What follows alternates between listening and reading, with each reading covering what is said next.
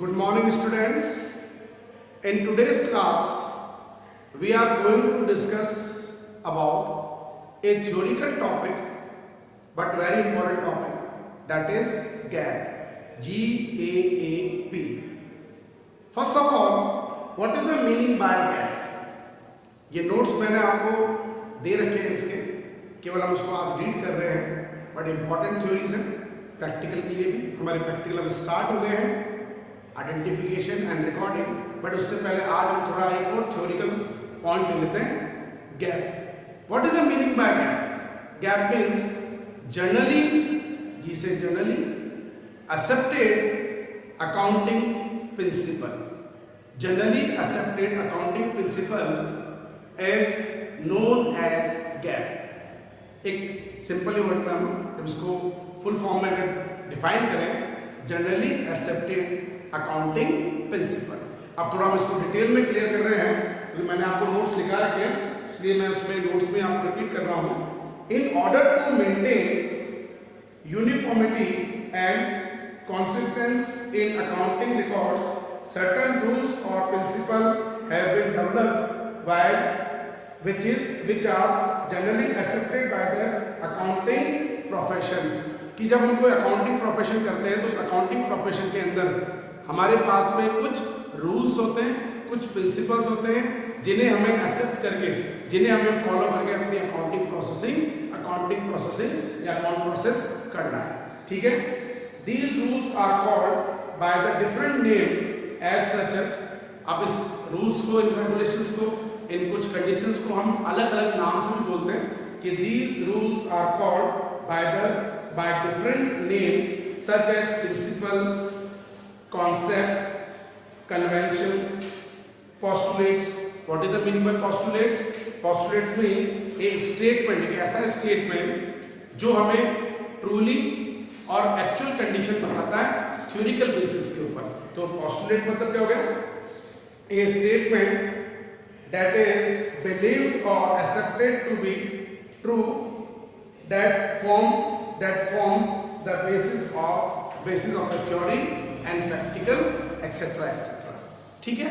तो accounting processing के अंदर, हमारे गैप के अंदर जब हम जनरली एक्सेप्टेड अकाउंटिंग प्रिंसिपल को फॉलो करेंगे तो हमें हमारे अकाउंटिंग प्रोसेस के लिए कुछ रूल्स को, कुछ कंडीशंस को आपको फॉलो करना, जो मैंने आपको प्रीवियस क्लास में बताया भी था. Debit cards coming, credit card goes out, receiver is a debit, giver is a credit, all the expenses and losses are debit, all the income and gains. ये रूल्स ही तो हैं हमारे. जब हम मॉडर्न अप्रोच के अकॉर्डिंग चल रहे थे, आपने अकाउंटिंग इक्वेशन प्रिपेयर करी, LHS equals to RHS, assets equals to C plus L. लेकिन जब हम ट्रेडिशनल अप्रोच को फॉलो कर रहे हैं तो हमने मेनली 3 अकाउंट क्लासिफाइड करे हैं. Number 1 personal account, number 2 real account, number 3 nominal account. उसके कुछ रूल्स एंड रेगुलेशन हमें फॉलो करना है जो इसमें बताए जा रहे हैं एक थ्योरिकल फॉर्म में. अब आगे जो हम लेके चलेंगे इसमें, ये कंडीशन क्या हो गया? Exemptions and modified principles. Time to time ये मॉडिफाइड होते रहते हैं हमारे प्रिंसिपल, एग्जम्पशंस वगैरह, चेंजेस वगैरह होते रहते हैं. तो the terms principle has been defined by AICPA. AICPA. What is the meaning by AICPA? That is American Institute Certified Public Accounts. American Institute Certified Public Accounts is known as AICPA. ठीक है. As a general law or rules adopted or performed as a guide to action and settle ground or basis of the conduct or principle. एक generally word हम use करें, यहाँ पे generally word का मतलब हो गया, the word generally means in a general manner. कि जो भी आप बिजनेस ट्रांजेक्शन को रिकॉर्ड कर रहे हो वो एक जनरली मैनर के अंदर, एक जनरल मैनर में हम ऑपरेट करेंगे. जो मैंने आपको बता रखा है, हम जब ट्रेडिशनल अप्रोच को फॉलो करते हैं तो 3 तरह के अकाउंट हमारे पास चलते हैं. उसके कुछ जनरली रूल्स होते हैं. डेबिट कार्ड्स कमिंग, जो आप गुड्स वगैरह परचेज करेंगे उसको डेबिट ही करेंगे, क्रेडिट कार्ड गोज आउट, इस तरीके से. ठीक है. अब ये आगे बोल रहा है कि सो gap refers to the rules or guideline adopted for the recording and reporting of a business transaction, properly recording में होनी चाहिए बिजनेस, मतलब गैप क्या चीज बता रही है आपको, जनरली एक्सेप्टेड अकाउंटिंग के प्रिंसिपल्स वो बताते हैं कि आपको रिकॉर्डिंग भी करनी है और इसकी रिकॉर्डिंग करने के बाद में हमें इससे जो है रिपोर्टिंग भी करनी है। रिकॉर्डिंग कर ली आपने, रिपोर्टिंग मतलब फाइनेंशियल पोजीशन शो करना किसी भी बिजनेस की। First of all identification, then recording, then classifying and reporting के अंदर हम क्या मान के चल रहे हैं कि आपने क्या कर लिया, उसको एक समराइजिंग भी कर लिया है और हमने एक एनालिसिस भी कर ली है। तो रिकॉर्डिंग एंड रिपोर्टिंग दोनों चीजें हमारे गैप के अंदर इन्वॉल्व होती है। नेक्स्ट पॉइंट इसी के अंदर कंटिन्यू कर रहे हैं। However, the principles of accounting are not a static in a nature. Static मतलब ये फिक्स नहीं होती है, फ्लक्चुएट होती रहती है। ये हमारे पास में रेगुलर नेचर की नहीं होती, ये अपने पास फ्लक्चुएशन नेचर की होती है। कभी प्रॉफिट ज़्यादा भी होता है, कम भी होता है, कभी लॉस भी होता है, कभी किसी एक्टिविटी में ज़्यादा एक्सपेंसेस भी लगते हैं, किसी मंथ में एक्सपेंसेस ज़्यादा भी होती है, इनकम भी ज़्यादा हो जाती है, वो सब चीज़ें होती है। तो ये हमारे पास में एक फिक्स नेचर में नहीं होती है, स्टैटिक नेचर में नहीं होगी, ये फ्लक्चुएटिंग नेचर में काम करती है, फ्लक्चुएट होती है। These are constantly influenced by the change in the legal, social and economic environment as well as need of the users. वही कंडीशन, इसमें कुछ जो चेंजेस आते हैं, ये वेरिएबल जो होती है वो किस बेस पे होती है, सबसे मेन तो यूजर्स के ऊपर, मार्केट डिमांड के ऊपर। आपके मार्केट डिमांड के अकॉर्डिंग आपको क्या देखना पड़ेगा, चेंजेस करना पड़ेगा।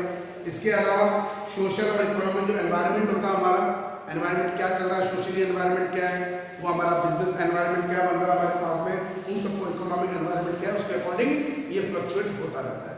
ओके, अब हम इसको जब आगे क्लासीफाई करेंगे तो these principle are classified into 2 categories. हम इस जनरली एक्सेप्टेड अकाउंटिंग प्रिंसिपल को जनरली 2 कैटेगरी में क्लासिफाई कर सकते हैं। नंबर 1 अकाउंटिंग कॉन्सेप्ट, पहला जो हमारे पास चलेगा वो चलेगा accounting concept, and number 2 accounting conventions.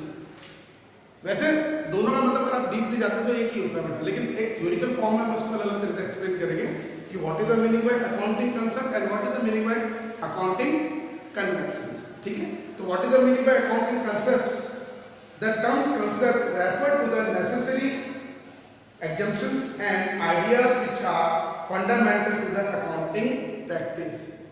कि अकाउंटिंग प्रैक्टिस करने के लिए जो फंडामेंटल जो आपको आइडियाज मिल रहे हैं, जो मैं अभी भी आपको लास्ट क्लास में बताता था, रिसीवर जे डेबिट, गिवर जे क्रेडिट, ये सब अपने पास फंडामेंटल्स ही तो हैं।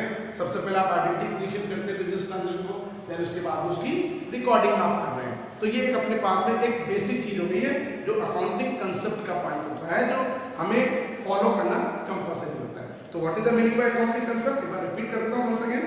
The terms concept refer to the necessary assumptions and ideas which are fundamental to the accounting practice। मतलब एक ऐसा आइडिया, एक अकाउंट के मतलब ऐसे आइडिया, रूल्स एंड रेगुलेशन जो फंडामेंटली आपको अपने अकाउंटिंग प्रोसेसिंग के लिए फॉलो करने हैं।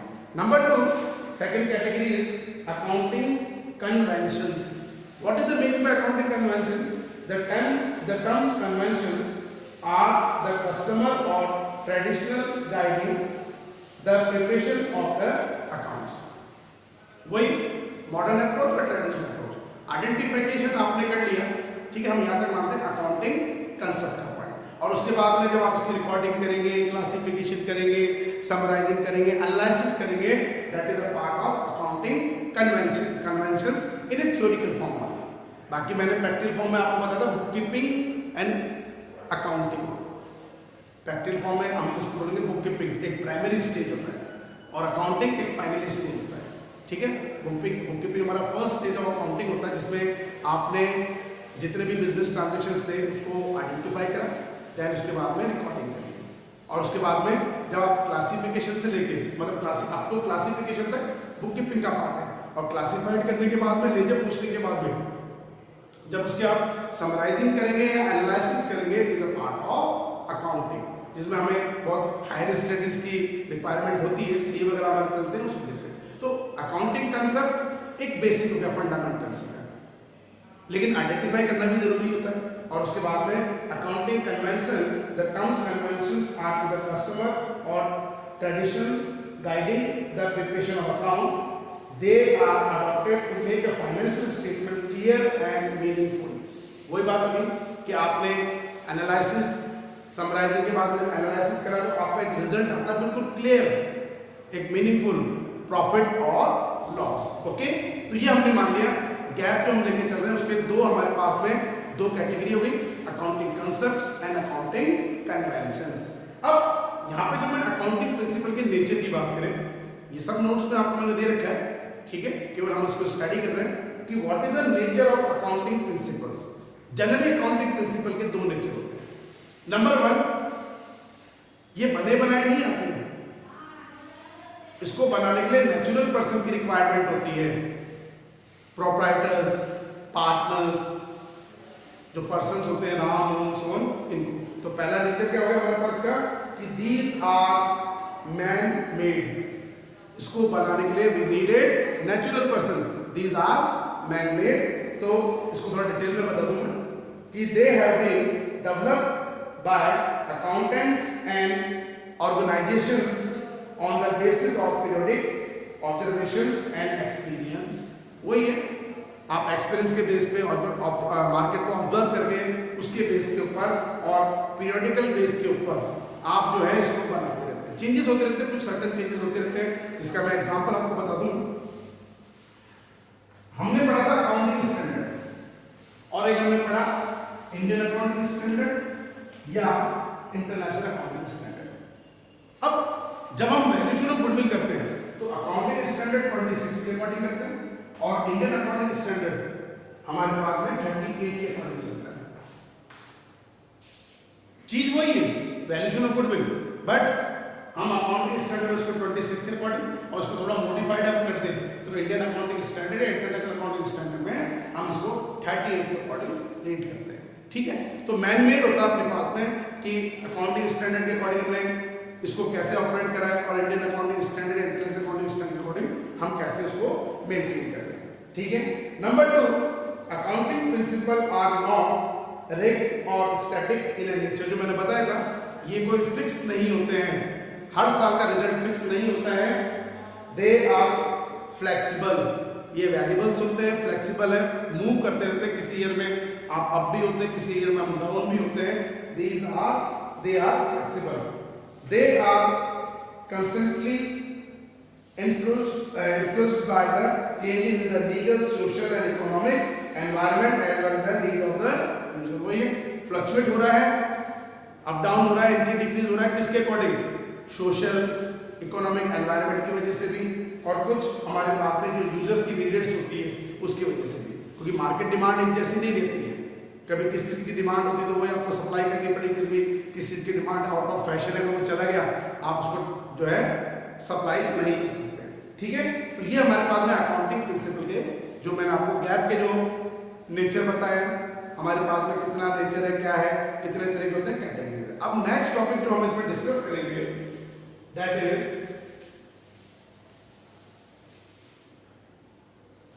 Basic accounting concepts. Basic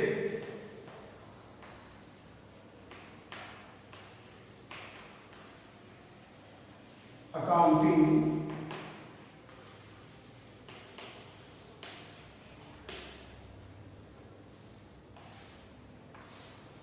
concepts. ठीक है, सबसे पहले अपन इसको बेसिक अकाउंटिंग कंसेप्ट भी बोल सकते हैं, as well as basic accounting principles भी आप इसको बोल सकते हो. बेसिक अकाउंटिंग कंसेप्ट बोल लीजिए या बेसिक अकाउंटिंग प्रिंसिपल, सेम ही चीज होती है. ठीक है, सबसे पहले what is the meaning by basic accounting concept और basic accounting principle. What is the meaning?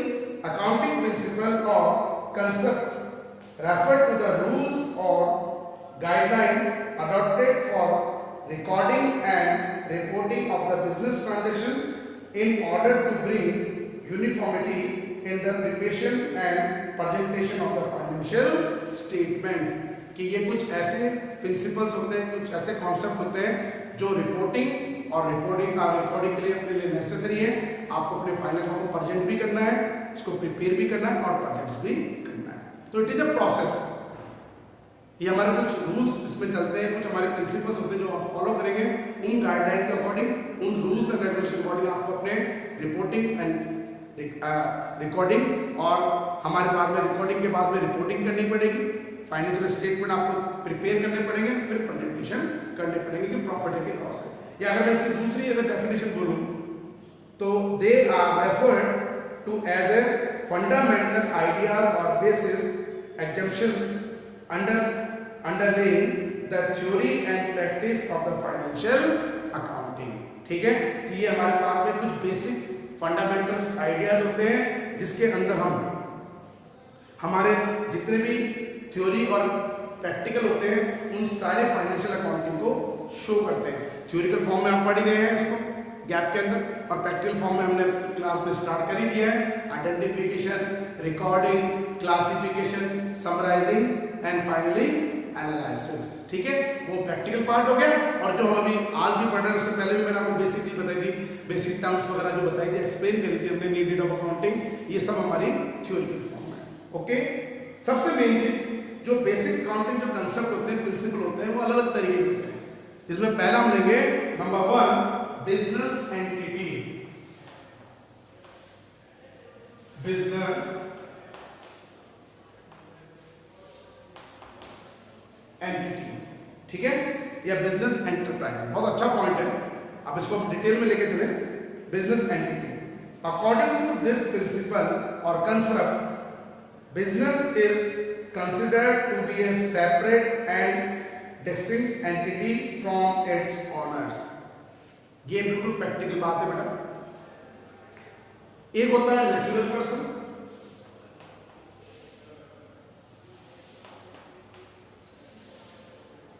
Honour और प्रोप्राइटर, और एक होता है आर्टिफिशियल